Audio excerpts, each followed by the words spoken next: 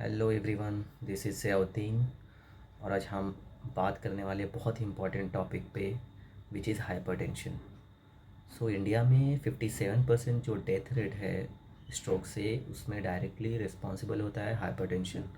And 27% जो death rate है coronary artery disease से, उसमें भी डायरेक्टली रिस्पॉन्सिबल होता है हाइपरटेंशन। सो आज हम जानेंगे कि हाइपरटेंशन क्या होता है, उसके कॉन्सिक्वेंस क्या है, उसके स्टेजेस क्या है और उसको हम लोग कैसे मैनेज कर सकते हैं।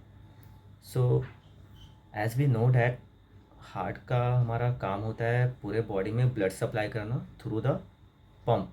तो जो पंप करता है हार्ट, तो उसमें एक कॉन्ट्रैक्शन होता है और वो रिलैक्स होता है। तो जब भी हार्ट कॉन्ट्रैक्ट करता है तो एक फोर्स क्रिएट करता है, एक फोर्स जनरेट करता है वो ब्लड को सप्लाई करने के लिए। फिर वो ब्लड हमारे आर्टरीज़ में रन करता है, फिर वहाँ पे भी एक फोर्स क्रिएट करता है आर्टरीज़ में। जैसे एक वाटर पाइप अगर हम लोग देखेंगे, तो जब भी वाटर पाइप से रन कर रहा होता है तो वहाँ पे भी एक फोर्स क्रिएट होता है। सेम वे में आर्टरीज़ में भी जब भी ब्लड फ्लो कर रहा होता है तो आर्टरीज़ के जो वॉल होते हैं उसमें एक फोर्स जनरेट होता है। तो ये जो contraction of force and arteries में जो फोर्स है, ये सारे फोर्स को मिला करके हम लोग ब्लड प्रेशर बोलते हैं, यानी हाई बीपी बोलते हैं। तो नॉर्मल जो ब्लड प्रेशर होता है वो 120/80 होता है। 120 जो होता है, जो ग्रेटर नंबर होता है, उसको सिस्टोलिक बोलते हैं, एंड जो 80 है उसको डायस्टोलिक बोलते हैं।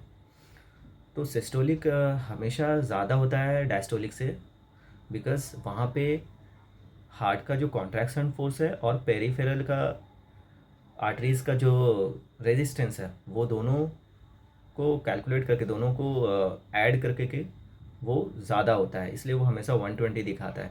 एंड डायस्टोलिक 80 यानी कम इसलिए रहता है सिस्टोलिक से, बिकॉज वहाँ पे सिर्फ पेरीफेरल आर्टरी डिजीज़ का, सॉरी पेरीफेरल आर्टरीज़ का जो रेजिस्टेंस होता है उसको सिर्फ काउंट करते हैं। यानी आपका हार्ट में कोई भी उस टाइम कॉन्ट्रैक्शन फोर्स नहीं होता है, क्योंकि वहाँ पे वो कॉन्ट्रैक्ट नहीं कर रहा होता है। वो कॉन्ट्रैक्ट होने के बाद जो रिलैक्स पोजीशन में जाता है हार्ट, वहाँ पे सिर्फ रिलैक्स पोजीशन में सिर्फ आर्टरीज में प्रेशर क्रिएट रहता है, ना कि हार्ट में। इसलिए वो डायस्टोलिक हमेशा सिस्टोलिक से छोटा होता है। एंड बहुत सारे मेंबर्स और क्लाइंट, कुछ लोग सवाल करते हैं कि which is more important, systolic number और डायस्टोलिक नंबर।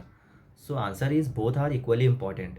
अगर आप 50 के एज से ज़्यादा हो तो सिस्टोलिक बहुत ही मैटर करता है, बहुत इंपॉर्टेंट है वो number in case of your heart disease risk.